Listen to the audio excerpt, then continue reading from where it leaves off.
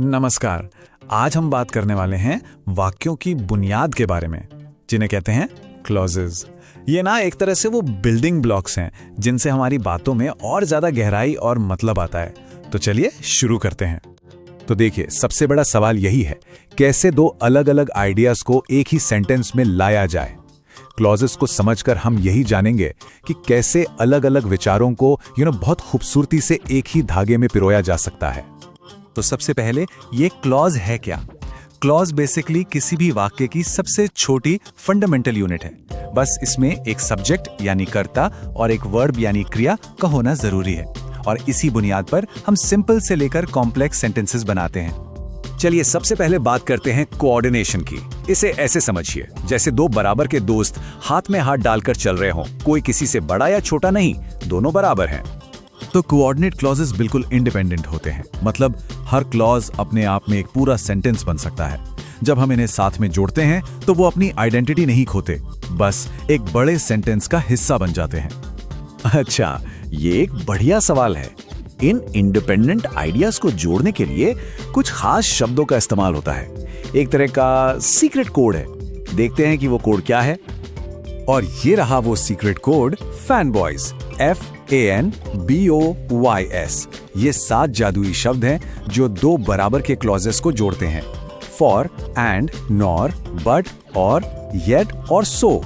हर शब्द का अपना एक खास काम है जो इन बराबर के विचारों को एक साथ लाता है। फैनबॉयज, इसे याद रखना सच में बहुत आसान है। चलिए एक एग्जाम्पल देखते हैं। He worked hard and he passed the exam। यानी उसने मेहनत की और वह परीक्षा में पास हो गया। यहाँ पे एंड ने दो बराबर के आइडियाज को जोड़ा है, एक मेहनत करना और दूसरा पास होना। और अगर हम इसे तोड़कर देखें तो पहला हिस्सा, उसने मेहनत की, ये अपने आप में कंप्लीट है, और दूसरा हिस्सा, वह परीक्षा में पास हो गया, ये भी अपने आप में पूरा है। देखा, दोनों बराबर के भागीदार हैं। ठीक है, अब चलते हैं दूसरे तरीके पर, सबऑर्डिनेशन। यहाँ का रिश्ता बराबरी का नहीं है, बल्कि डिपेंडेंसी का है। एक मेन आइडिया होता है और दूसरा उस पर डिपेंड करता है, जैसे एक लीडर और उसका फॉलोअर। सबऑर्डिनेट क्लॉज, जैसा कि नाम से ही पता चल रहा है, ये डिपेंडेंट होता है, आश्रित होता है। अगर इसे अकेले बोला जाए ना तो ये अधूरा सा लगेगा और मन में एक सवाल छोड़ जाएगा। इसे पूरा होने के लिए हमेशा एक मेन क्लॉज का सहारा चाहिए होता है। और इन्हें जोड़ने वाले शब्द हमारे फैन बॉयज दोस्तों से बिल्कुल अलग हैं। ये शब्द हैं बिकॉज, इफ, व्हेन, ऑल्दो। ये शब्द खुद ही इशारा कर देते हैं कि आगे आने वाला आइडिया अकेला नहीं खड़ा हो सकता, वो मेन आइडिया पे डिपेंड करता है। और मजे की बात ये है कि ये डिपेंडेंट क्लॉजेस भी अलग अलग काम करते हैं। कोई नाउन की तरह काम करता है, कोई एडजेक्टिव की तरह, तो कोई एडवर्ब की तरह। जैसे इस एग्जाम्पल में, this is the boy who won the prize. अब सोचिए, अगर हम सिर्फ कहें हु वन द प्राइज, यानी जिसने इनाम जीता, तो ये अधूरा है ना। ये हिस्सा द बॉय के बारे में एक्स्ट्रा इंफॉर्मेशन दे रहा है, इसीलिए ये एक डिपेंडेंट एडजेक्टिव क्लॉज है। तो चलिए अब इन दोनों कॉन्सेप्ट्स को आमने सामने रखकर देखते हैं, एक फाइनल कंपैरिजन, ताकि सारे डाउट्स एकदम क्लियर हो जाएं। तो ये रही सीधी टक्कर। कोऑर्डिनेशन में आइडियाज का इंपॉर्टेंस बराबर होता है, क्लॉजेस इंडिपेंडेंट होते हैं, और इससे जो सेंटेंस बनता है उसे कहते हैं कंपाउंड सेंटेंस। वहीं दूसरी तरफ सबऑर्डिनेशन में इंपॉर्टेंस बराबर नहीं होता, एक क्लॉज डिपेंडेंट होता है और इससे बनता है एक कॉम्प्लेक्स सेंटेंस।